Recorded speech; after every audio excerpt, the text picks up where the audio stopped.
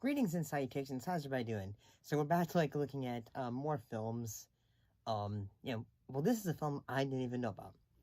In this case, we're looking at a film called Sneakers.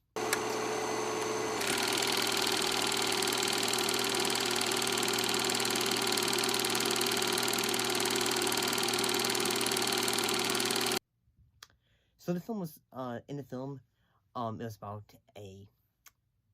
Martin and his group of security specialists are hired to steal a black box that soon realize the job has nefarious and far-reaching consequences. So, in a way, at times, characters are, in a way, trying to say, okay, we need to figure out how big of a job this job is, say how, it almost kind of reminded me of Ocean's 11 or one of those kind of films. They're trying to, get an object or something like that. And honestly, yes, this film has quite a few, has a bit of a comedic tone, but not, laugh a minute kind of vibes. Where it has Dan Aykroyd just sometimes being a crazed man, because sometimes he should say, well, the government's poisoning the water holes again, or something like that kind of stuff. He's just being goofy at times. Then you also have... Huh? Who hired you? Mrs. Janik? There is not Mrs. Janik. Yeah? You got us stumped. Oh, yeah? Who do you think paid for your little love job to Mexico City?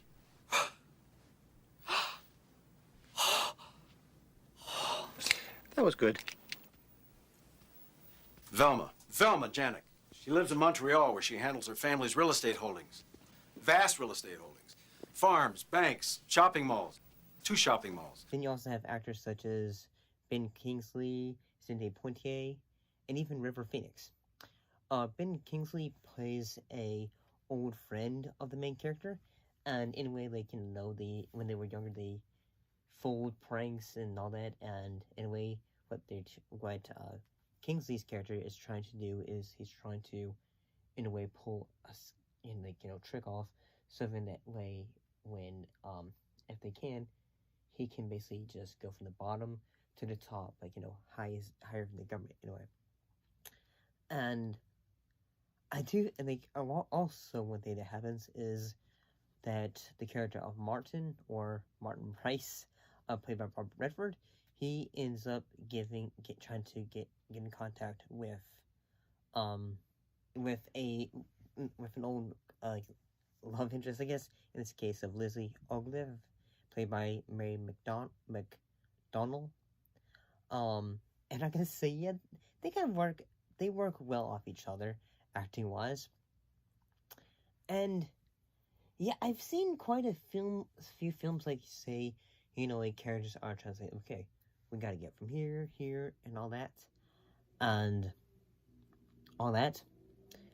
And yeah, River Phoenix, he plays, one of the younger characters who is involved with the crew and all that.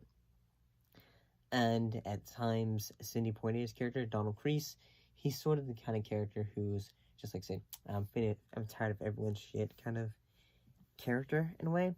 And I wouldn't say that this is the greatest thing ever. I would say at the time this film came out in 92, I would say this would be a film sort of how nowadays films say the A Complete Unknown would it was talking about a topic that some folks were new at the time. Say at this point in the film, they're talking about things like I think it was the Cold War and all that. They're trying to say, okay, we are going to try and especially Cosmo, he is trying to in a way say, okay, we can take over governments, we can. What's wrong with this country, Marty? Money. You taught me that. Evil defense contractors had it, noble causes did not.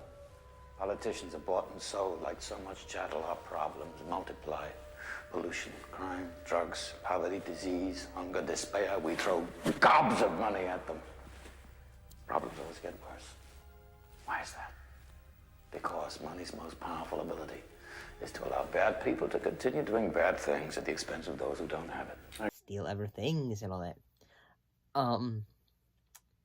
Yeah, at times, like, say, the production value of the film is pretty good, and the actors give it their all. I wouldn't say this is a film that I'm just gonna say, oh, this is on TV right now, I'll check it out. I would say it's kind of like, say, oh, it's kind of a hidden gem. We can wrap you in a full bodysuit of neoprene heat-resistant rubber, or we can raise the temperature in Cosmo's office to 98.6 degrees, which is probably what we'll have to do because the neoprene would suffocate you. Either way, you've got a top speed of 2 inches per second. Any faster than that? And big guys with guns, but you'll probably do fine. I guess I feel like it would have a different perspective, like if I was watching this with others, because sometimes when I'm watching films like this, it's just like saying, okay. Because sometimes, especially when it's a comedy, or sometimes it has a bit of a thriller aspect, the thriller aspect of it is pretty good. What the hell is this?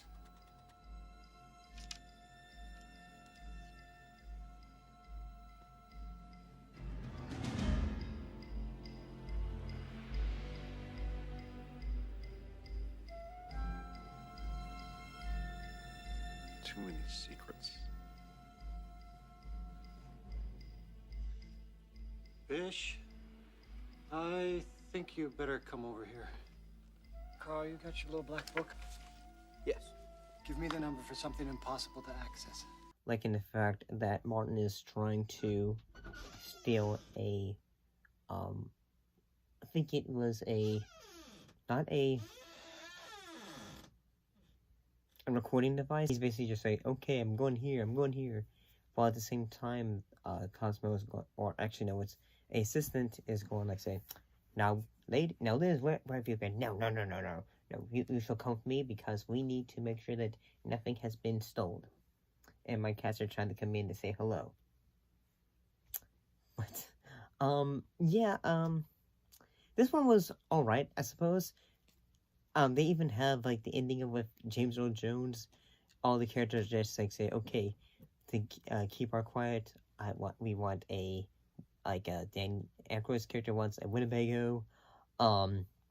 Donald wants a trip for him and his wife to go on. And, River Phoenix character, he wants the number of a NSA agent. You can have anything you want, and you're asking for my phone number. Yes. 273-9164. Area code 415. I'm Carl. I'm Mary. I'm going to be sick. And, I do find it hilarious at the end of the film that one of the characters wants world peace. So the NRC, the Republican National Committee, ends up going bankrupt. And all the money that they would have had gone to Amnesty International, Greenpeace, and United Negro College Fund. Oh, good. Oh, God, like, say, if something like that would happen today, oh, gosh, that'd be hilarious. But, see you next time.